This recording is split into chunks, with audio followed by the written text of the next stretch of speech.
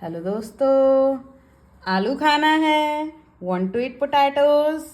तो परेशान हो, दिक्कत वाली कोई बात नहीं है। चलिए आज न्यूट्रिशन की पाठशाला में हम आलू बात करते हैं, इन प्यारे प्यारे आलू के बारे में। तो आप देख रहे हो सर्दियाँ आ गई हैं, सर्दियों में नया आलू आ रहा है, तो मैंने सोचा क्यों ना आज मैं अपने चैनल के माध्यम से अपने प्यारे प्यारे सब्सक्राइबर्स को बताऊं आलू खाने के फायदे। वैसे आलू खाने के फायदे नुकसान दोनों हैं, बट ये डिपेंड करता है कि हमें आलू को खाना कैसे। तो चलिए शुरू करते हैं आज की पाठशाला में। आज हम बात करेंगे आलू के बारे में। तो वैसे तो जो यहाँ पे मैंने आलू लिया, ये है बॉइल्ड पोटैटोज, उबले हुए आलू। सो हमारा जो प्रोफेशन है, एज पर न्यूट्रिशन या food science, as per food expert, अगर मैं आपको बताने की कोशिश करूं तो मैं चाहती हूं कि इंस्टेड ऑफ रॉ पोटैटोज, कच्चे आलू की जगह पे आप उबले आलू का सेवन करें, क्योंकि उबले आलू के अंदर ना होता है एक रेजिस्टेंट स्टार्च, जिसको इन शॉर्ट हम बोलते हैं RS। ये है हमारा रेजिस्टेंट स्टार्च, ठीक है। अब ये जो रेजिस्टेंट स्टार्च है, ये कब बनता है? जब आलू को आप बॉईल करोगे, पानी में हीट होगा, तो इसकी वजह से ये आलू के अंदर का जो स्टार्च है वो रेजिस्टेंट स्टार्च में कन्वर्ट हो जाएगा। एंड जब ये रेजिस्टेंट स्टार्च में कन्वर्ट होता है तो सबसे बड़ा फायदा क्या है दोस्तों? वैसे तो हमारा जो आलू है, इसका ग्लाइसेमिक इंडेक्स होता है 80, जो कि कहीं ना कहीं हम बोलते हैं कि ये हाई GI फूड की कैटेगरी में है, जो कि बिल्कुल मना करा जाता है। डायबिटीज के जो पेशेंट्स हैं उनको बोलते हैं कि आपको आलू खाना ही नहीं है, क्योंकि अगर आप आलू खाएंगे तो हमारा जो ग्लूकोज है, ब्लड ग्लूकोज जो है, वो हायर साइड पे चला जाएगा, जिसको हम बोलते हैं ग्लूकोज स्पाइक हो जाता है। अब ग्लूकोज स्पाइक होगा तो ऑब्वियस सी बात है, इसको हम मना करेंगे, इसको कहेंगे कि नहीं, आपको खाना ही नहीं है। तो इसके खाने के तरीके हैं, अगर हम उस तरीकों को बदलते तो आप आराम से आलू का सेवन कर सकते हैं। क्यों? क्योंकि ये जो आलू है, जिसका ग्लाइसेमिक इंडेक्स 80 है, 80, बट इसके अंदर जो रेजिस्टेंट स्टार्च है वो है 1.3 ग्राम पर 100 ग्राम आपको मिलता है।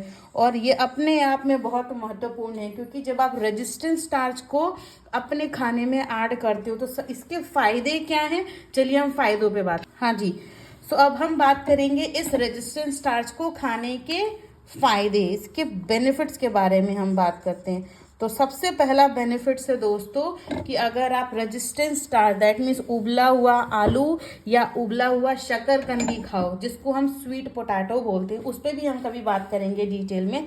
अगर आप इसको खाओगे तो सबसे पहले आपकी जो गट हेल्थ है, जो कि हम कह सकते हैं कि डाइजेशन की हम बात करते हैं, जो कि हाँ जी, तो बात करते हैं हम इनके फायदे की। सबसे पहला तो ये हमारे गट हेल्थ को इम्प्रूव करता है, गट हेल्थ, क्योंकि हमारी जो लार्ज इंटेस्टाइन है ना, जिसको हम बड़ी आंत बोलते हैं, इस बड़ी आंत में ये जो रेजिस्टेंट स्टार्च है जब जाता है तो वहाँ पे रिलीज करता है शॉर्ट चेन फैटी एसिड्स, जैसे कि हम बोलते हैं ब्यूटाइरेट। और ये जो ब्यूटाइरेट, ये एक तरह का केमिकल है जो कि शॉर्ट चेन फैटी एसिड्स के माध्यम से बनता है, और इसको बनाने वाले हमारी बॉडी में माइक्रोब्स होते हैं, गुड बैक्टीरिया जिनको बोलते हैं। ये जो गुड बैक्टीरिया है, यही रिलीज करते हैं शॉर्ट चेन फैटी एसिड, जो कि क्या करेगा? हमारी बॉडी में जो इन्फ्लेमेशन है उसको कम करेगा। अब सीधी सी बात है, अगर इन्फ्लेमेशन, जिसको हम संक्रमण बोलते हैं, वो कम होगा तो सूजन की जो दिक्कत है वो सही हो जाएगी। लोगों की बॉडी में जो फ्लूइड रिटेंशन, वाटर रिटेंशन होता है, वो कम होगा। दूसरा, अगर हम इसके फायदे की बात करें तो ये क्या करता है? इंसुलिन रेजिस्टेंस एक दिक्कत आती है PCOS के कंडीशन में, ठीक है। PCOS, जिसको हम बोलते हैं पॉलीसिस्टिक ओवेरियन सिंड्रोम, या हम डायबिटीज मेलाइटस में। इन दोनों कंडीशन में क्या होता है, जो हमारा बॉडी का सेल है उसके अंदर ग्लूकोज नहीं जा पाता। अब ग्लूकोज नहीं जा पाएगा तो ऑब्वियस ग्लूकोज कहाँ है? सेल के बाहर, जिसकी वजह से आपका जो ब्लड का ग्लूकोज लेवल है वो ज्यादा बढ़ा रहेगा। तो जब अगर आप उबले हुए आलू को खाओगे, इसके अंदर जो रेजिस्टेंट स्टार्च है, ये रेजिस्टेंट स्टार्च क्या करेगा? ग्लूकोज स्पाइक को नहीं आने देगा। दैट मीन्स ये इंसुलिन जो सेंसिटिविटी है, ये इसको इम्प्रूव करेगा। तीसरा ही, जब आप आलू को ऐड करते हो डाइट में तो आपका पेट भी भरा रहता है। और सबसे महत्वपूर्ण बात है कि अगर आप जब उबले आलू का सेवन करते हो तो इसका ग्लाइसेमिक इंडेक्स रहेगा 80 ही, बट रेजिस्टेंट स्टार्च होने की वजह से जो ग्लूकोज मीटर इंक्रीज होता दिखता है वो नहीं दिखेगा, ठीक। अब हम बात करते हैं ये जो रेजिस्टेंस स्टार्च हैं ये होते कितने तरह के हैं, ठीक है, क्योंकि अभी तक आप लोगों ने समझ लिया कि रेजिस्टेंस स्टार्च है क्या। तो ये जो रेजिस्टेंस स्टार्च है इनकी है 4 कैटेगरी, ठीक है। ये जो 4 कैटेगरी है इसमें मैं सबसे पहले बात करती हूँ रेजिस्टेंस टाइप 1 जिसको बोलते हैं, जो कि हमारे अनाजों में पाया जाता है। जितने भी तरह के अनाज और हम दलहन खाते हैं उसके अंदर होता है ये रेजिस्टेंस स्टार्च। दूसरा जो रेजिस्टेंस स्टार्च की कैटेगरी होती है उसमें आते हैं हमारे आलू, और जो हमारा ग्रीन बनाना है उसके अंदर होता है ये रेजिस्टेंस स्टार्च। तीसरा जो रेजिस्टेंस स्टार्च होता है यही सबसे इम्पॉर्टेंट कैटेगरी होती है हमारे स्टार्च की, जहाँ पे जब हम उबले हुए आलू को बॉईल करते हैं या फिर उबले हुए शकरकंदी को, ठीक, तो जब वो ठंडा होता है ना, ठंडा होने के बाद एक प्रोसेस होती है, जैसे कि ये स्टार्च है, आपने बॉईल करा, उबलने के बाद वो थोड़ा सा सॉफ्ट हुआ और इसका जो स्टार्च है वो कन्वर्ट हो गया रेजिस्टेंस में। जब ये रेजिस्टेंस में होगा तो एक टेक्निक बोलते हैं जिसको बोलते हैं रेट्रोग्रेडेशन। रेट्रोग्रेडेशन में क्या होता है, स्टार्च के जो बॉन्ड होते हैं ना वो ब्रेक हो जाते हैं।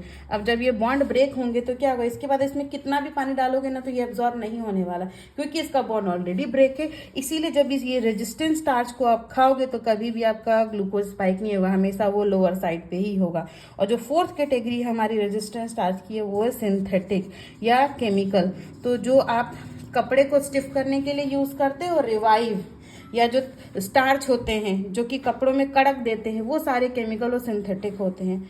तो मैं यही बोलूँगी अपने वीडियो के माध्यम से, आलू खाना है बेशक खाइए बट मॉडरेशन में खाइए।